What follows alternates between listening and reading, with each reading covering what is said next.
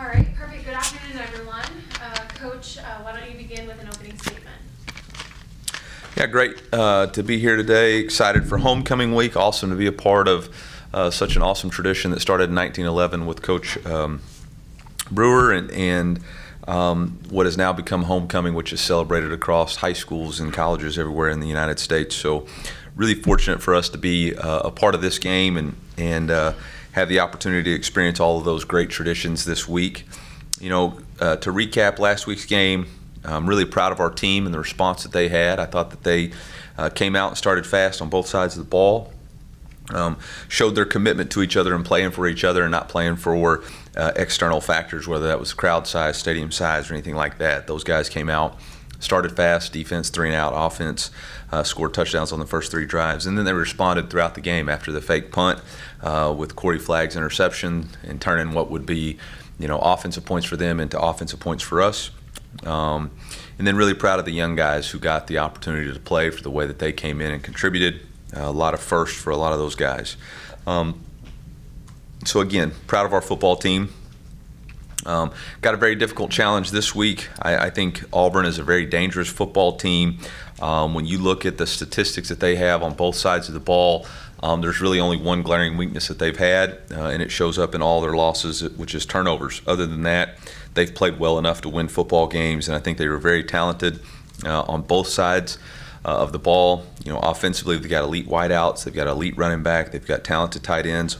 On the defensive side of the ball, they've got elite defensive linemen, linebackers. Eugene Asante stands out as probably the best linebacker we've played so far this year. I think he's an elite player. And so it's really going to be a challenge for us this week. I've challenged our team. It's really about our consistency and preparation, our urgency, our daily progress in trying to improve our fundamentals, our ability to play fast and aggressive in the face of uncertainty of what they're going to do. And so, it's really about us, which was our focus last week, and trying to carry that over and really try to be consistent in how we approach this week's preparation. We have had some adversity and will face some adversity this week. We've lost Joe Moore for the season due to injury. He will be out the rest of the year, and then Khalil Jacobs suffered a season-ending injury during the UMass game. We're certainly going to miss those guys and their contributions to our football team and our brotherhood. They're still part of who we are this season, but we will not be able to utilize them on the field. So with that, I'll open up for questions. Eli, you mentioned the young guys, and especially with Khalil out, and what you think of Nick Rodriguez on Saturday, and is he a guy that now really figures in that rotation? Yeah, I think Nick did a really nice job of responding to the opportunity. Obviously, Tristan was out. We should get Tristan back this week and plan on to have him back. But Nick came in, prepared well all week. Was named Defensive Player of the Week for his performance. So I thought he did a really nice job. We'd been utilizing him on special teams to try to prepare him for this opportunity. I think there's several young guys that we've felt like we needed to get them going, and he's certainly one of them, and has done a nice job. Eli, especially ahead of getting back to SEC play, from your perspective, how important was to kind of get that confidence boosting win last weekend? Yeah, I think anytime you lose, the number one thing is shaken is your confidence, and so the only way you get your confidence back is through preparation and execution.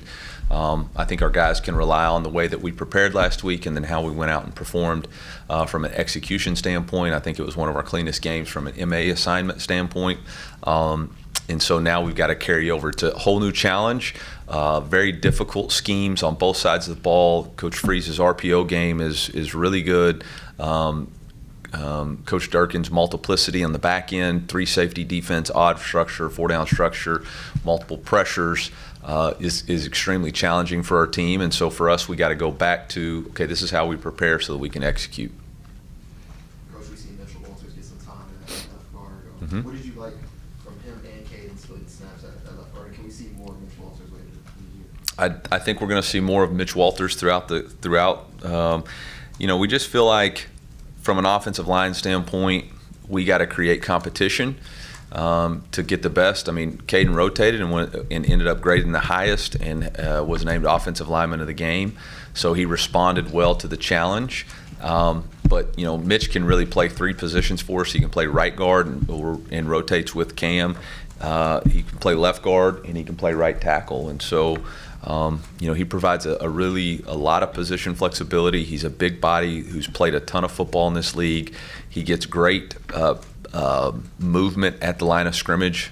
So, we've used him quite a bit in our 12 personnel sets as an extra offensive lineman.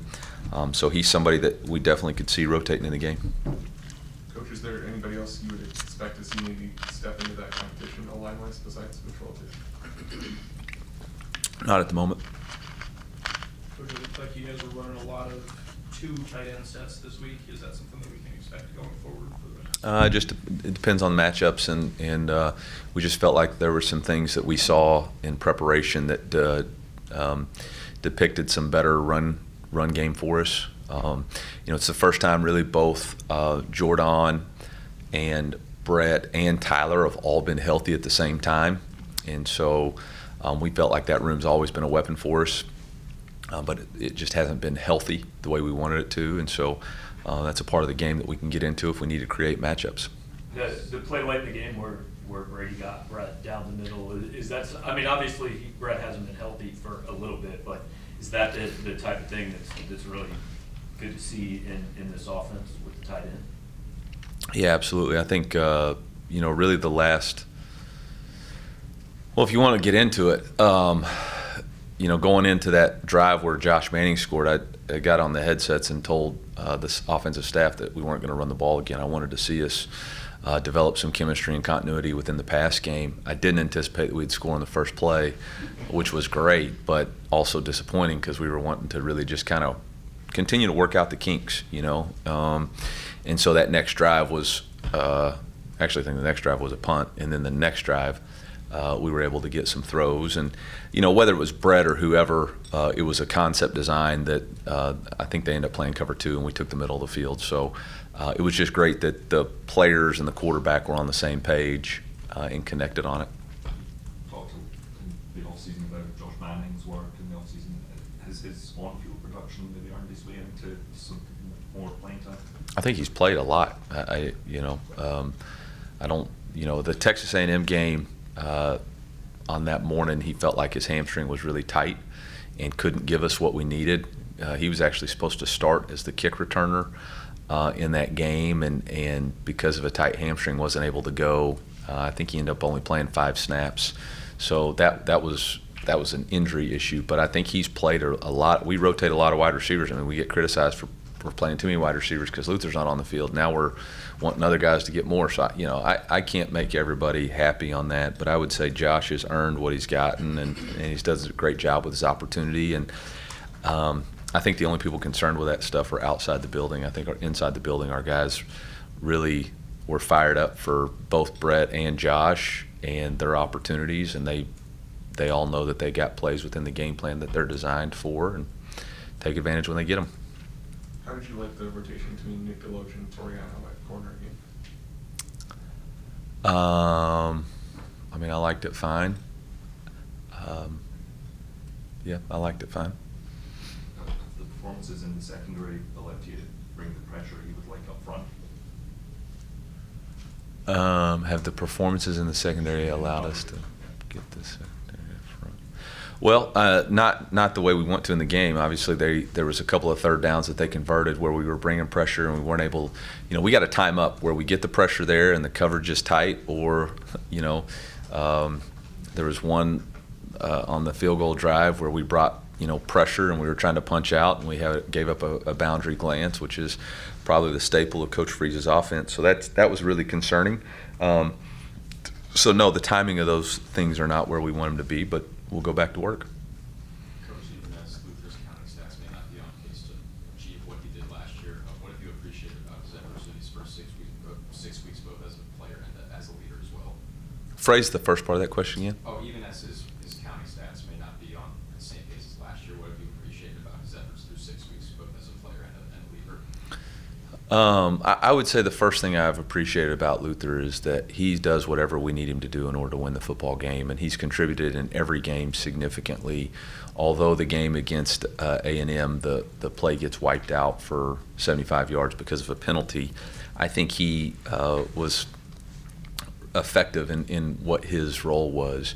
You know, you look at the statistical part of the game. At the end of the day, there's been 3 games where 3 of the 6 games where he has played minus 6 quarters, so a game and a half. You know, so I think there's a lot of people being, you know, whatever, it is what it is. But, you know, he hasn't played in 6 quarters, maybe even 7 of those football games, which is going to leave a little bit to be desired from a stat standpoint. But when he's played in the games and been consistent, we've been consistently targeting him and trying to get him to affect the game. So. Yeah, tough blow. You know, part of the deal with traveling sometimes, especially with football players, you never know what those awkward positions do. So, you know, tough to have that, you know, injury. Tried really hard to go. But, yeah, I thought Marcus did a really nice job, obviously having 3 touchdowns. Jamal Roberts had some nice carries in there. I thought it was great to see T-Man at the end of the game. Keywan got valuable reps. So I thought that running back room did a nice job. What are your opinions of Auburn running back Hunter and their wide receiver Lambert Smith, who's top 5 in receiving and number 1 in touchdowns in the SEC? Yeah, Jarquez Hunter is as good a running back as we've gone against. I remember playing against him several years ago down there. I think he's dynamic. He's got good speed. He's hard to bring down in the hole. Several players, whether it's Georgia or Oklahoma, you know, I think, you know, the linebacker from Oklahoma, the really good one, was, you know, had trouble in the hole with him too. So I think he's proven he's a really, really good player with really good vision, really good quickness, really good speed. We're going to have to bring our feet with our tackling, and we're going to have to challenge ourselves to tackle better. Yeah, Keandre Lambert-Smith, the transfer from Penn State, talented player, really excels in the jump ball, excels in the back shoulder, which has been areas that we've struggled with at the DB position, so that's a point of emphasis for us. And obviously he's a guy that the quarterback, Peyton Thorne, really feels confident in and throwing the trust throws to, and so, you know, that will be a challenge for us to defend.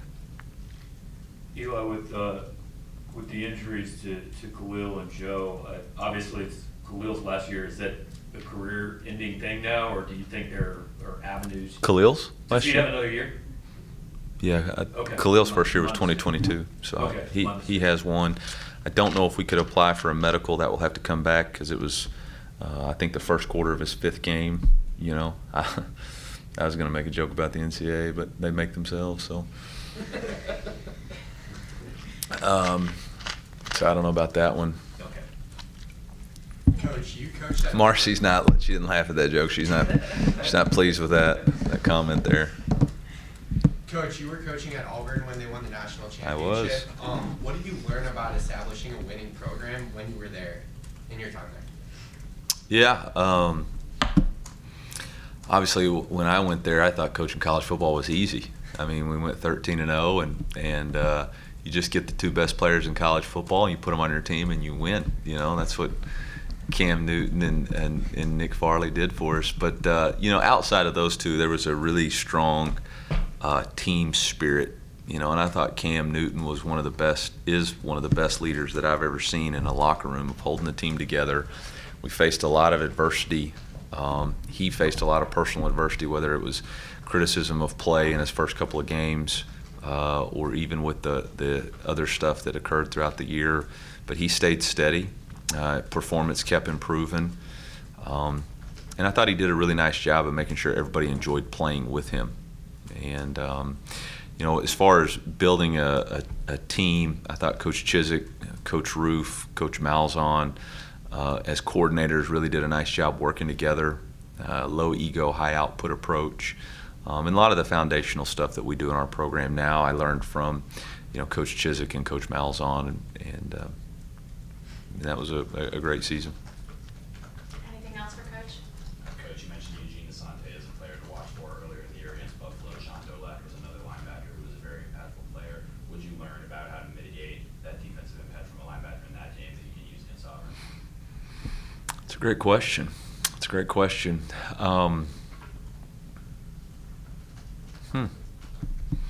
Yeah, obviously I think where both of those guys had a lot of strength is in their blitzing.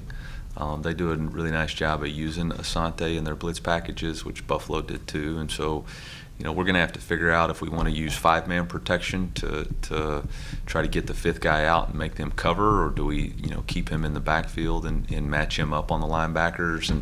And so there'll be a little bit of cat and mouse game just because of the odd front structure that Coach Durkin uses, allows us more to identify the stand-up players and utilize offensive linemen picking them up, whereas in a 4-down structure, you can get some matchups on a running back. So I think there'll be a little bit of cat and mouse to see, who adjusts first and kind of what each other's plan is to mitigate, Nine's rushing ability. I think the game within the game, though, is really going to be Jalen McLeod versus Nate Noel, former roommates at App State. So that it's pretty interesting. I know App State's not where they want to be this year as far as their football program, but 2 of their best players are playing in the SEC right now, and that's one of the struggles of the transfer portal, and so that to me is the game within the game. Nate versus Jalen. Both guys committed to me when I was at App. There you go. And now they're at Auburn and Mizzou. We couldn't get Jalen to come on a visit. We were recruiting him in the portal, and Hugh got him down there, and they got him locked up before he would come on a visit with us. Guess that commitment to me didn't mean much. That's probably what he said when I left App too. So. Anything else for Coach? Coach, how important is it to get a win on homecoming, especially when it is the tradition? Yeah, I'll be honest. In college football, every game's important to win.